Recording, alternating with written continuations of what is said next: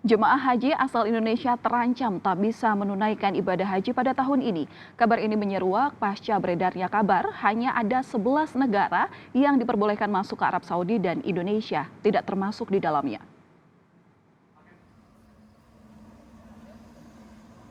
Kabar tak bisa berangkatnya jamaah haji Indonesia ke Tanah Suci tahun ini langsung disorot Menteri Agama. Menurut Menteri Agama Yakut Khalil Qoumas, hingga saat ini pemerintah Arab Saudi belum membuka kuota haji untuk jemaah asing dari negara manapun. Menurut Menteri Agama, daftar 11 negara yang kembali diperbolehkan masuk ke Arab Saudi hanya soal pencabutan pembatasan perjalanan dan bukan kuota jemaah haji. Tadi informasi bahwa kita tidak dapat kuota. Dari mana kita tidak boleh masuk?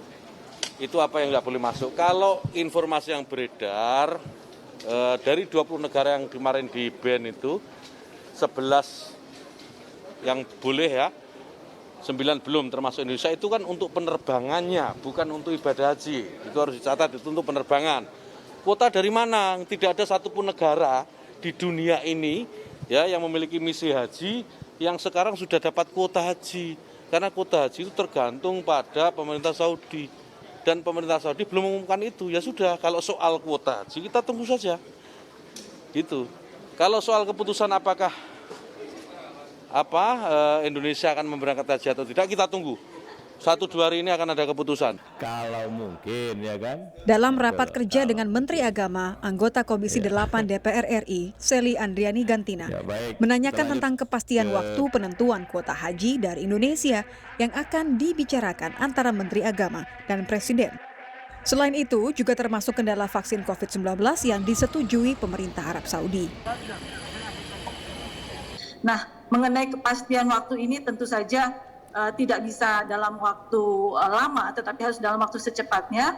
Dan saya mengapresiasi apabila dalam waktu 1-2 hari ke depan kita sudah bisa memutuskan apakah akan pemberangkatan atau tidak. Apabila memang akhirnya kuota haji ini ada, maka tentu ada PR berikutnya yang harus dilakukan dalam waktu maraton oleh Komisi 8 beserta Kementerian Agama khususnya Dirjen PHU, menentukan BP berapa yang harus ditentukan. Kemudian kita juga masih punya kendala mengenai vaksin seperti yang disampaikan oleh rekan-rekan, bahkan sisa waktunya ini berapa lama, apakah memungkinkan kita menggunakan vaksin yang sudah direkomendasikan oleh Saudi Arabia, dan tentu ini bukan hal sepele dan membutuhkan waktu yang secepatnya. Seperti diketahui, Arab Saudi sejauh ini mensyaratkan jemaah haji yang nantinya dibolehkan menunaikan ibadah haji bila sudah mendapat sejumlah vaksin, di antaranya Pfizer, Moderna, Johnson & Johnson, dan AstraZeneca. Sementara di Indonesia, sebagian besar mendapatkan vaksin Sinovac. Tim Liputan, Kompas TV.